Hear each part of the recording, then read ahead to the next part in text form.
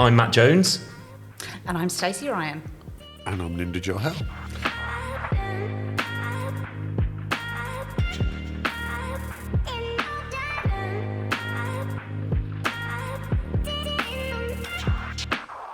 Thanks for joining us for the fourth episode of the How Did You Get Here podcast. Today, I'm delighted to introduce Ninder Johal, District Lieutenant. He's CEO of Nachural Group, who are music, events and publishing. Absolutely fantastic guy. Ninder Johal, Satri Akalji. Oh, Sat Sri Akal. We've been practicing. and of course, it was all very, very relevant during COVID because no physical hands up. Absolutely. Thank you for spending your time with us. I know you're really busy. Could you just perhaps, for the listeners that haven't heard of you, could you perhaps tell us a little bit about yourself? Yeah, so firstly, thank you for the invite. It's great. Two of my most favourite people on the globe. The opportunity to chat to you via this is really good. So You say all the right things. No. It's look, we've known each other for a while, but and quite a few people do know about my background. But I was born in the UK, so my parents had mapped out, or at least they were hoping I'd become an accountant or something like that. So I took the bait. I went for an accountancy role. So I did my first degree in finance. Decided to become an accountant, but the accountancy didn't want me. So 18 interviews later, or within about 8 weeks, it was apparent accountancy profession didn't want me. So I buzzed off to do something called an MBA, which is a Masters in Business Administration. And what was good about that was that gave me a much more wider understanding of business rather than just a number crunching. And then I took a role as a consultant, management consultant. The job was, I don't like to call it hatchet men, but I was, the team of us would go into a place, a plant or a business, and normally we were forearmed with all the figures that say they're hemorrhaging cash and they're losing. So normally when you're hemorrhaging cash, something has to go, and normally it's people. Mm-hmm. So it was good and it wasn't good, if you get my drift, because people knew when we wandered into a place that our role was really probably to remove few layers. But I had a side hustle, and the side hustle that was I loved music, and I was playing in a band.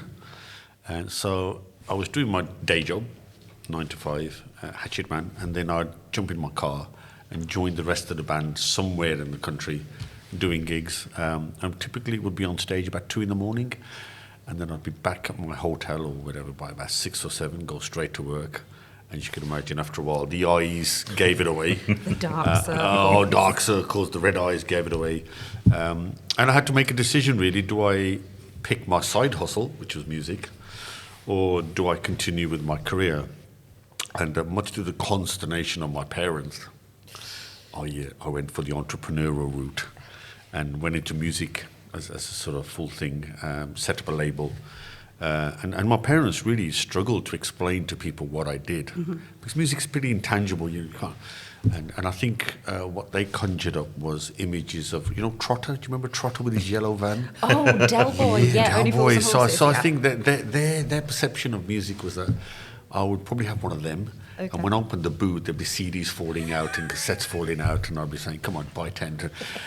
So in their eyes, I'd from a professional, I'd become a trader, uh-huh. and I was trading cassettes and CDs. So, and of course, people said, "Well, why the hell have you set up a record company? What's?"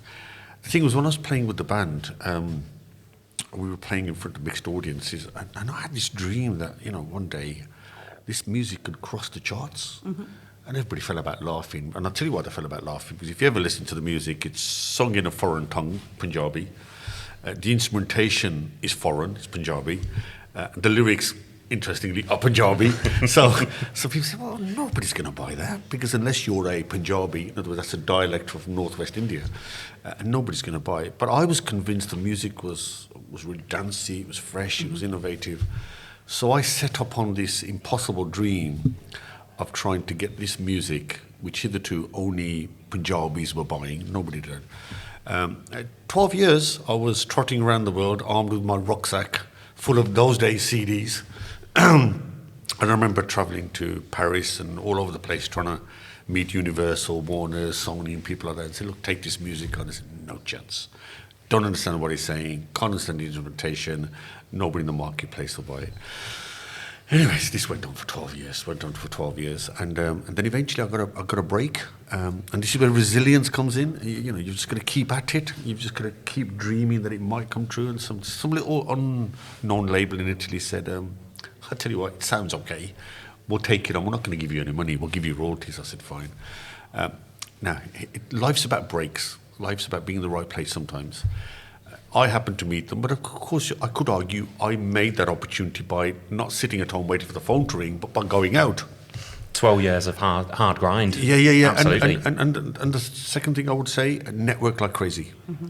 Network like crazy. The more people you meet, the greater the opportunities that will present yourself to them. So resilience is important, networking is important, and a sense of positivity is important, even when you're in dark moments. So anyway, I was compelled to go for this thing. So the Italians signed it up, and then I met somebody in Germany. He said, "Oh, I hear you gave the music to the Italians." I said, "Yeah." He said, "We'll try it in Turkey." I said, "Okay, same story, no money, but we'll give you royalties." I said, "Go for it." It's my second lucky break. Was the DJs in Istanbul loved the tunes, and they started to cause havoc in the nightclubs. And of course, part of the problem I had was the mainstream music. It sounded ethnic, so they said it belongs in world music. The people in world music said it's far too dancey, it belongs in dance music. So I had an issue with just getting it into the shops because they didn't know where to put it. But anyway, so back to the Turks. So here's my break. The Turks have a close affiliation with Germany, so the DJs took the music to Germany and started to play it in the nightclubs there. And I remember it was one summer I was walking, and my phone rang, and a German accent came on, and they said, "Is this Nachural Records?" I said, "It is." They said, "We've just heard this track. We don't understand it, don't understand the lyrics, don't understand the instrumentation, but people are loving it. Would like to now release it in Europe. But actually would like to release it in the world." And I played hardball. I said, no, it's far too important to give you to the world. What a great deal. And that was Universal Music. Cut the long story short, I was walking along Oxford Circus, heard the tune, turned around expecting it to be Asians, but actually it was 4 white young people dancing to it. We then signed a deal with Sony in the UK. We were suddenly on Radio 1, rotation, and I went back to this exhibition where people used to laugh, "Here he comes, armed with this stuff, you know. He looks as though he's from India, but he speaks with a strange British accent. Quick, hide, here he comes with that stuff that nobody understands." As I left these shores to go there, I had a good idea, and they said, "We think we're going top 10. We think." Well, no, I mean, top 10 is... So I landed in France, went to meet them, and that's the trade body where the films happen and all this stuff, and the charts were on a Sunday, and the chart started straight at number 10. I can't remember who it was. Number 9, can't remember. Number 8, number 7, number 6. I thought, oh, we didn't do it. Yeah. You know, we didn't go top 10. And they said number 5 straight in, Punjabi MC, Munde Aata Bach Gaye. We had crossed into the mainstream charts after 12 years. Then, of course, we had 9 number 1s. We knocked off Ronan Keating in Italy. Jay-Z heard the tune, remember Jay-Z, and he said, "I love the tune, would like to feature on it." We knew that to break America, you needed somebody like that. He came onto the tune, did an okay job, long story, but we broke the American charts. And the latest figure I heard is we sold, I think, 11 million copies. That's incredible. 11 million copies. But it all started, in the West Midlands with a bit of a prayer, a bit of a dream. And you know when people say, you're not allowed to dream, you are allowed to dream. Go for that dream. And if you go for it fully, go for it really fully, you can achieve what some people would argue is the impossible.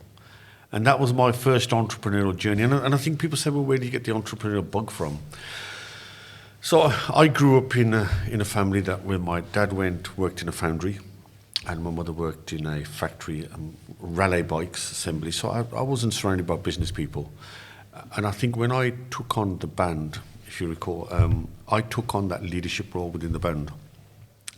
So I was negotiating. That's my side hustle. I was negotiating with promoters, this price, that price.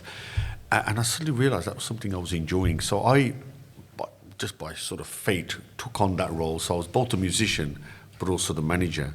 But I realised while the music was great, I did thrive in a sort of business environment. And that's when I got the entrepreneurial bug, really. And we were chasing bookings, getting bookings done. We met some shady promoters en route. And There's a few of those around. There's a few of those around, particularly in the music industry. So that was my foray into entrepreneurship and business, which was the music industry. And it's a huge learning curve. We played with people like Fatboy Slim. I tell you who's really good.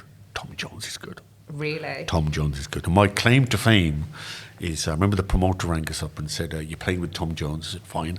He said, but he's got to go early, so can you go on last? That's the private story. The public story is Tom Jones supported us because we were the headline act. Of course, of course. Absolutely.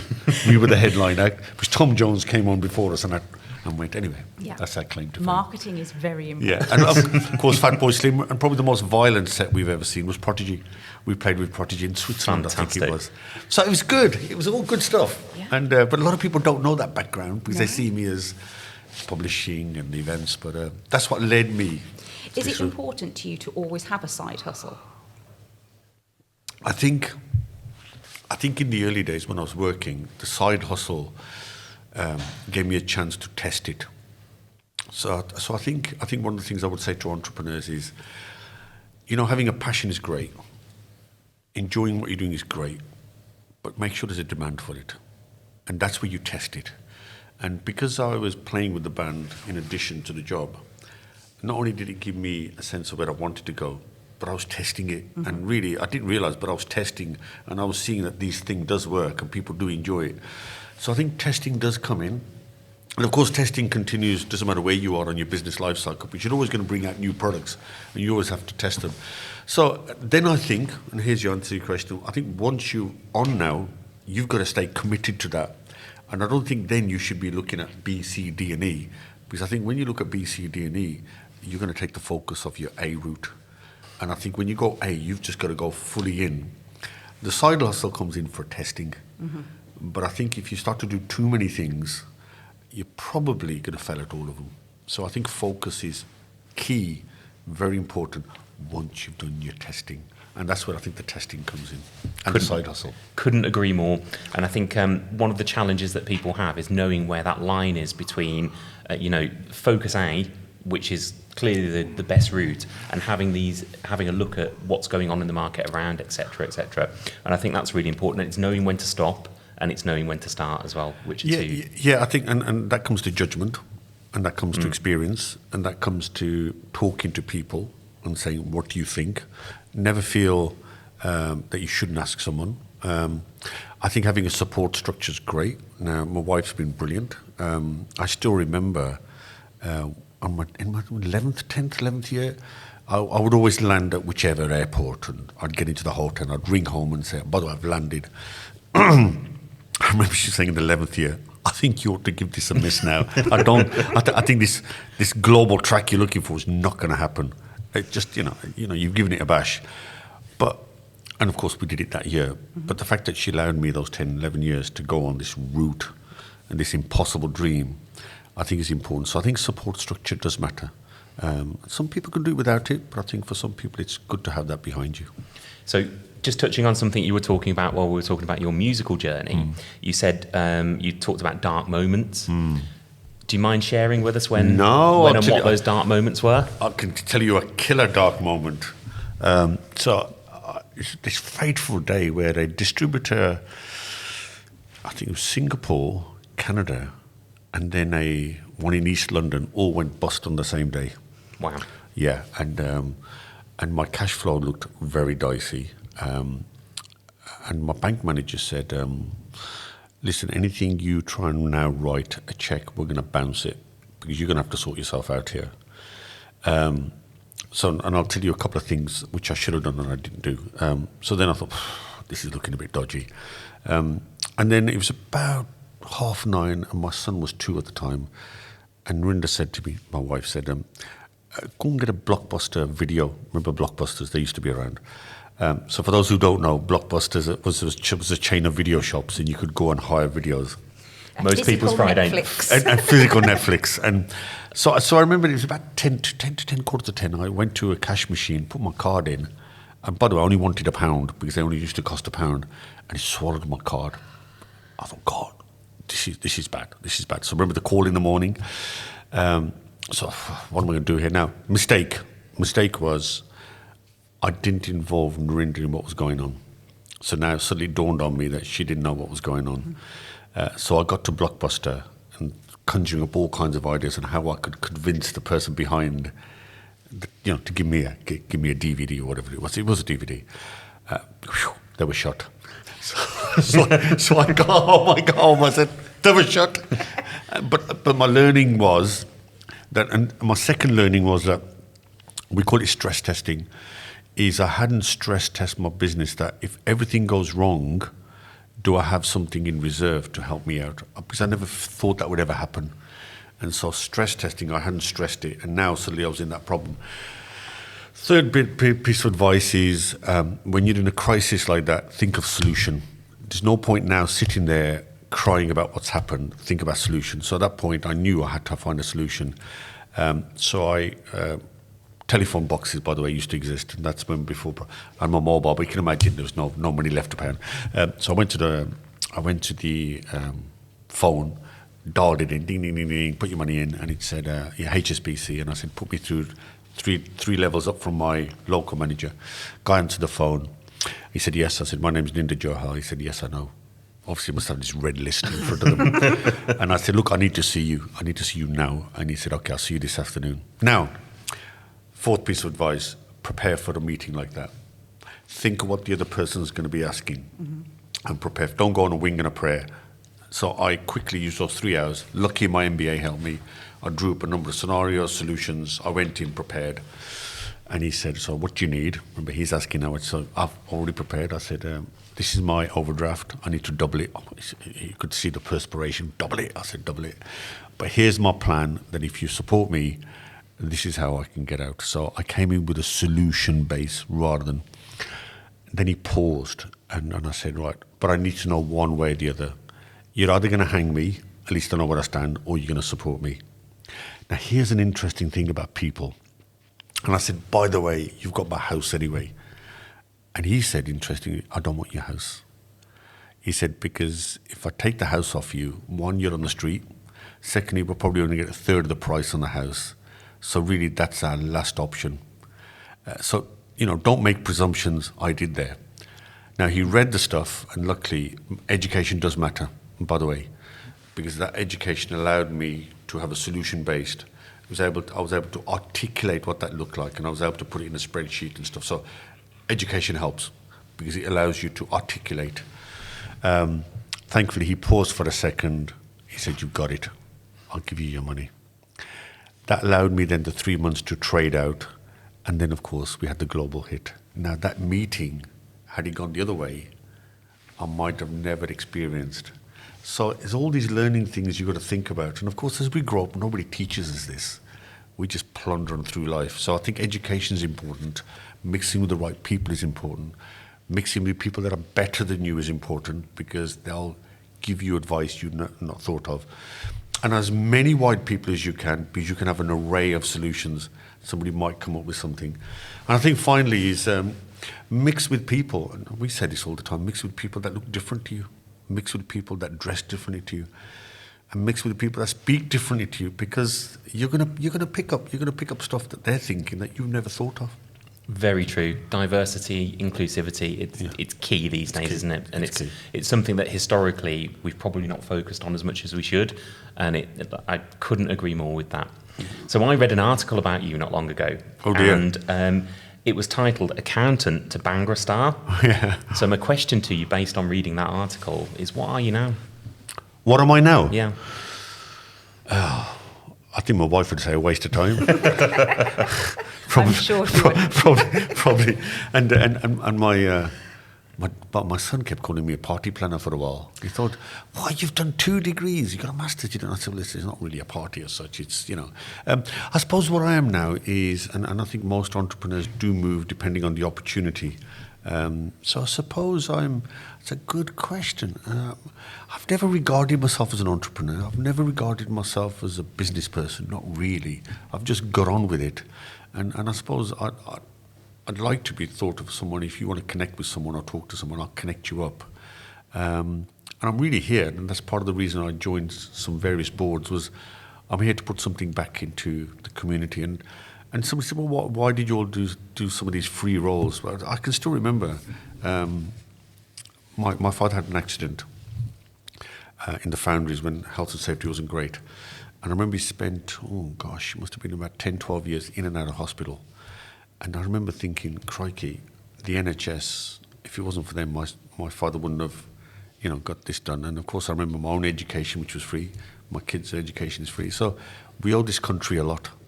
And I think if an opportunity presents itself to give something back to the country that's given you so much, I grabbed it. And that's why I spent 9 years on the LEP board. Mm-hmm. I'm now the chair of the Wolverhampton Towns Fund, so we want to make sure Wolverhampton City gets what they need out of it. I sit on the University of Wolverhampton board. I want to make sure skills is important. I was chair of the charity Steps to Work. This is helping people into employment. Because not everybody has the same opportunity or the same education to do it. So if we can help people do that, then we can help them. And I was on the Trust Foundation, which is part of the West Bromwich job, in helping disabled kids. Because again, not everybody has the fortune to be able to do what we all take for granted. And I think, people aren't going to measure you by what your balance sheet looks like. They're going to measure you by what you've done for people around you. Mm-hmm. And I think that's important.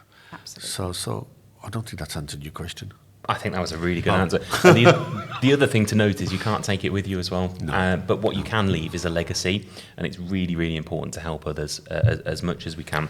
So I'm glad we've taken it down this route. So I'd like to talk to you about your district lieutenancy. So that is a really important role for our region. So perhaps you could just tell our listeners a little bit about what that means and what that means for you as well. Okay, so the deputy lieutenancy role is working on behalf of the Lord Lieutenant, who represents the Queen. So our role is we're the connection between the royal family and the community. And our role is, one, to encourage that dialogue, and secondly is to identify, where possible, those who are going above what most people do. So in terms of awards, and I'm talking about what you hear about the MBEs and OBEs. And why is that important? Because I think for 2 reasons. One, as a region, I'm talking about the West Midlands, we represent 4% of the population, but actually we only get 2% of the awards, so okay. I think there's a bit of a correction needed. I think the West Midlands is guilty of one thing, which is that we don't like to shout about how good we are. We're trying to correct that. Other parts of the country and the world are very good at shouting about what they are. And thirdly, if we see people doing great work in the community, doing great work as entrepreneurs, we want them to be recognised, not only as a thank you to them, but actually to inspire the next generation to say, well, actually, if we do that, we could get recognised. So it's really it's a role which brings royalty and the community together, but equally through that role, you can recognise people who have made a contribution towards society, whether it's through entrepreneurship, whether it's through charity work, or generally community work. I mean, it's such a huge honour to hold that position. Yeah, it was. When I was asked, I was ecstatic. Actually, I think Ninder was even more ecstatic because she's a real ardent royalist. And yeah, it's great because you meet all kinds of people from all kinds of the community, and it's a great way of interacting with them. Yeah, it's a fantastic role. It was an honour when I was asked to do it, and it's something I'm really happy about doing. So a quick question about that. Do you get to have a sword? Yes. Oh, fantastic. Brilliant. It's a lethal looking sword. And yeah, it was interesting because I got the suit that goes with it was sort of tailored. Mm-hmm. And then, of course, during lockdown, we didn't do anything. I thought, God, am I going to get back into this suit? And I just about squeezed in. I think the buttons were just about on their last legs, but I think we managed okay. Fantastic. So that talks a little bit about your love of the community and how you push this region forward. Could we take it back now? Let's go right back to the start of your early years. So perhaps you could tell us a little bit about your experience with education and how you got on with school and. Yeah, so I'm afraid that's a bit boring because I enjoyed school. Me too. Yeah, I enjoyed school. It was good. I can remember the dinners were really good. Dinner time was really good. I can remember that. It was really good. What was your favourite dessert at dinner? That's good. I think anything to do with chocolate's fine with me, to be honest with you. And it was interesting because I was eating, I was eating non-Asian food, if that makes sense. And that was quite a revelation in itself, even though I was born in the UK. And it's quite interesting when we go to events, we meet all the time, and I have anything other than typical Asian food. I always said, well, it sounds nice and ethnic because it's so different because we're so used to eating Asian food. And of course, everywhere you go now is Asian food, so Indian food. So yeah, it was good. So that was good. And of course, what you can remember is our parents who had spent their life in working largely labour-intensive roles. And as immigrants, they were insisting that we had an education. So there was always that push at home to get educated, so it wasn't any different that I wouldn't. Sorry, it was expected that I would go to university, which is what I did, and I got sixth form. So I went the typical route, really. And if you said to me why, I'd say parental pressure. And I think you'll find most people of my generation who were born to immigrants would have pursued an education, and it was considered to be really, really, really important. I think in today's game, I've often said this, even though I'm a governor at university, I think the education system hasn't really caught up with the new world we operate in, the world of digital, the world of different learning, and I think the world of education has got to catch up. I think the role of vocational is important, and people who want to do things rather than learn. And the classic examples, you were at my event on Friday, where my daughter learned through COVID how to play a guitar through an app on her phone. And this is the way the life's changing, and we learn differently. We learn in different ways. We learn at different times. And life is such that with social media, you want to be able to do what you want when you want. And that applies to education now as well. You can't pigeonhole. And I think one of the challenges education has is that, on, say, typically a 3-year degree, within 3 years, probably everything they've learned is out of date. So what do they do then? And some would argue that maybe what we should be doing is learning in bits. So you could learn for 3 years, but maybe learn over 6 years in bits, if that makes sense. You do a year, go into work, then do maybe 6 months online. Then, because what you're doing that way is you're keeping up with what's going on. Yeah. That way it's staying relevant. So I think the whole education system needs to be turned upside down. Because I don't think it's changed, and government per se hasn't been able to keep up with technology, and that's globally. Their laws are out of date. They don't know what to do when social media, something goes wrong. They're running around panicking. So I think government needs to catch up with technology, and technology is way, way ahead. And I think bureaucracy, civil servants and government need to catch up. And part of that is education. And sometimes I do worry that the syllabus is wrong. It doesn't tick if you learn something that's outside the system. It doesn't allow it to be recognised if you've got work experience outside the system. And so teachers and education system work to a rigid formula which have ticks at the end of it. I think that needs to change. We need all-rounded individuals who are emotionally intelligent as well as intellectually intelligent. I talked about IQ versus EQ. Of course, yeah. Because I think an economy that has an emphasis on soft skills, that has an ability to innovate and to invent, I think they're the ones who are going to be the game changers. And if we're going to compete with the East and the rest of the globe, then we need to produce the next level of innovative, creative thinking individuals who are not just used to doing ticking boxes. And that's a challenge. And I've talked about innovation and creative thinking quite a few times. So I think, the education system does need a shake-up. And I think the world has changed. That's really interesting. You just mentioned the difference between IQ and EQ there. Could you perhaps just very briefly touch on, for our listeners, what that means? So IQ is based on intellect, and that in itself is quite a, how do you measure intellect? And emotional intelligence is the softer skill. In other words, something that sometimes is equally quite difficult to measure. But, so just to give you a practical example, if I'm an employer, traditionally I would wait for the CV to arrive. I would check the number of qualifications and then decide thereon whether to take someone on or not. So that's an IQ-based assessment, and maybe that will take you into the interview. What might be happening is that actually within those set of skills, or set of qualifications, not skills, qualifications, you might have somebody who hasn't achieved well, qualification-wise, simply because perhaps it's just not part of their temperament, but actually have superb communication skills. And actually you're discarding them because you're measuring them through IQ, in other words, qualifications, versus EQ, which is the softer skills.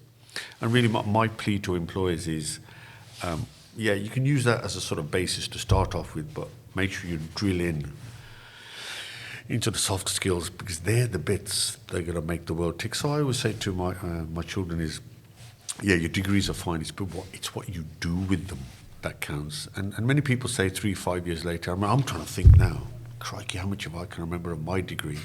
And I remember a friend of mine, he said he had a degree in electronic engineering, and he got lambasted by his parents because he couldn't repair the TV.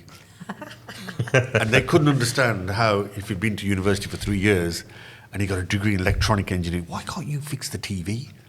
And it's that kind of, what's the point of that? And often other people will tell you outside the typical subjects that by the time 5-10 years later, they cannot remember a single lecture. I couldn't agree more. And I think what's really interesting is you've touched on a few, incredibly interesting points there, just talking about the way that learning progresses. But what I'd like to, a quick question, did you enjoy your time through school and college and then into uni? It was. I enjoyed is an interesting word. I enjoyed studying, I must admit. And one of the reasons I moved into publishing was because I enjoyed reading. And so I got that obviously academic bent on me. I wouldn't say I'm academically bright, but I've got an academic bent. And I think it was, I just had to do it because it'd been drilled onto me from a young age, you've got to get education. So I'm not sure, enjoyment, I did enjoy the subjects. I think when I came back to Aston to do my MBA, that was probably the most fulfilling because I had a wide range of subjects. Mm-hmm. But equally here, when I did the MBA, nobody told me about how leadership might change and how from a leadership driven by profit and loss and balance sheet actually is no longer applicable in today's game. In today's landscape, it's all about emotional intelligence, persuading, influencing the people who work for you to follow the path you want them to go. And you can't really use the balance sheet and profit and loss account as a beta. Absolutely. And it's worth mentioning that some of the world's greatest CEOs and the greatest leaders actually don't have that many qualifications. Some of those biggest leaders in the world are very heavy on EQ, and that is a really modern skill set to have, isn't it? I think we'll see the prevalence of that over the coming years. Yeah, I think the only other observation I would make about the education system is that whilst it's right to concentrate on what we call the STEM subjects, which is science and maths and English, I do see a regression in the sense that they don't pursue the arts. And so just picking that comment up, I think the ability to play a musical instrument, I think is great because it changes the psyche of the way you think. And it's an interesting stat. You tend to think that people who can play music probably can't do detailed work. The latest stats showed that the most qualified surgeons generally are very accomplished musicians. That's incredible. And they're very good at that kind of stuff. So I think having a artistic, we use the word carefully, bent, having artistic knowledge and to be able to play instruments, I think is key to the development of creativity. But you're a perfect example of that as well, actually. You have the left and right brain working in harmony, which is a good skill. Well, I'm glad you said I've got a brain. It's confirmed here today, folks. I don't know if it's left or right, but there we go. So I think we've established that you've got a very interesting career. You've had many jobs, wear many hats. Turbans. Turbans. Yes.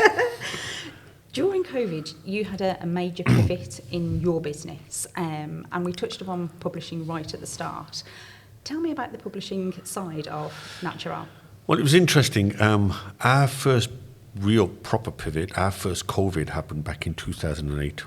Okay. And what happened there was, so we were moving along quite nicely as a record company, selling CDs and cassettes, and a thing called a mobile phone came along, and a certain Mr. Jobs decided that through the phone you could buy your tracks anytime, anywhere, any place, and you could pick and choose what you wanted. And that, of course, was our first disruption.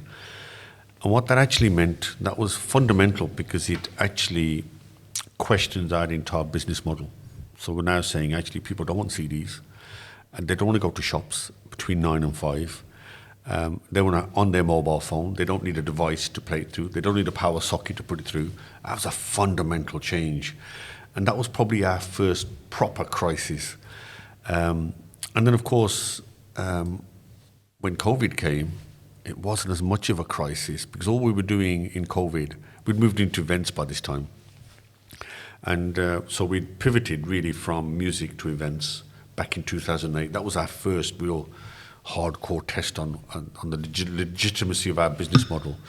So when COVID came along, we saw that as more of a pause button as opposed to a complete restructure. Now, a lot of businesses had to restructure big time. So what we knew was that we were hoping that events would come back quite quick, but we knew we weren't sure.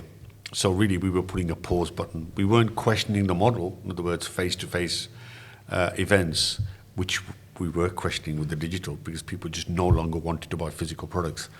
We knew people always would want to meet face-to-face, but it was a question of when. So we had a branding issue now. It wasn't a financial issue. For some people it was, how do we survive? We were okay financially. Our problem was a branding challenge. And the challenge was, if we're shut for, say, 3 to 4 years as a business from an events perspective, when we came back, whenever that would be, would people still see us as relevant? Or would we be starting again? And so we had to ask, what can we do in that interim period in terms of keeping our brand alive? Here's a bit of advice. When you're in good times, always come up with ideas that you'd like to do, but maybe don't have the time. Because when you're under distress, you make the wrong decisions and you do it for the wrong reasons. So during the good times, Ninder and I always thought, wouldn't it be nice, and here's my academics, wouldn't it be nice to have a magazine one day? And of course, so we used to draw up a list of all the things we'd like to do. Quite a lot of them were event related. And then quite a few of them were non-event, like the magazine. And we wanted to do the magazine then, or we were thinking about it, because we thought it would just add to our, what we call the ecosystem. Because we didn't have time. So things don't happen for a number of reasons. One, you don't have time. You don't have the resource, in other words, the skill set, or you don't have the financial resource. And ours as well, we're so busy with the events, we don't really have time. Guess what we had when COVID came along? Plenty of time, both to play badminton in the garden and to suddenly draw up that list of ideas. Remember the list of ideas we'd always thought about? So now we had in front of us a list of ideas that we'd thought about in the good times. We weren't now suddenly trying to come up with a list of ideas at the wrong time, because you can make decisions at the wrong. So my advice to people is, when you're doing okay, always think about, remember stress testing, always think if something goes wrong, what could we do? And draw up those list of initiatives now and continue to visit them. So COVID came March 23rd, 2020, I won't forget the date. We were all told unceremoniously, stay at home. Mm-hmm.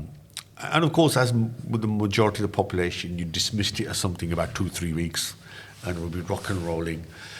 So by the time we came to end of April, we thought, oops, this is looking a lot more long term. Remember, no vaccines, no nothing. And then we said, well, how do we stay relevant now from a branding perspective? Let's pull that list of ideas we used to have every month. Out came the list, and the magazine was sitting there right in front of us. What we didn't have was a concept or a design or what it looked like. And then I already happened to read the Harvard Business Review, the Entrepreneurial, Bloomberg, the Economist, so I had a good idea what was happening in the magazine market because I like reading. And then, of course, we ordered all the hard copies, so we touched to see what the competition was doing, looked at the content, so we had a rough idea where to position the product. It also meant if we got the product right, it gave us an excuse to stay in touch with people like Stacey and Matt and all the other people we knew, rather than just ringing up and saying, well, we're short, how are you? But now we were able to engage with people. And then so Ninder came up with the concept of the business influencer. And that came about because at our events, when we say to people, why did you come to our events? And Stacey, most people said, well, it's actually the people in the room, the influencers in the room, influence business, that's where the title came. Then it was a question of positioning. Most magazines were either free or charging nominal. Well, we went the other way. We started charging £10 and made it the most expensive product you could ever get hold of. So we went completely the direction. Most were digital only. We went physical and digital. So it meant that people who don't have time to check digitally, when this pops into their letterbox, they're going to remember it. And it makes a thud as well when it hits the floor, by the way. It makes a thud. So that was the concept. So off we went. Printer said, you're paying far too much for this. Why don't we reduce the quality? We said, no. We want it to be expensive because it sat in with our events, which we tried to place top end. And thankfully, the content was good because we talk about the same things at our events. So an ecosystem started to build. Like yourselves, we now do a podcast as well. So it means you can now listen about music by going into the podcast. You can watch about business by watching it. So you can listen to business through the podcast. You can watch it on YouTube. You can read about it through the business influencer, either physically or digitally. And if you're face-to-face, come to our events and you can still learn. So we touched all the human senses through the magazine. And it's been well received in America. We're just now trying to get the deals done. Hopefully it'll be in all the... Well, we've done the deal. We haven't signed it off. It'll be in all the airlines as a download. We're now testing, back to testing. We're now testing a few lounges out.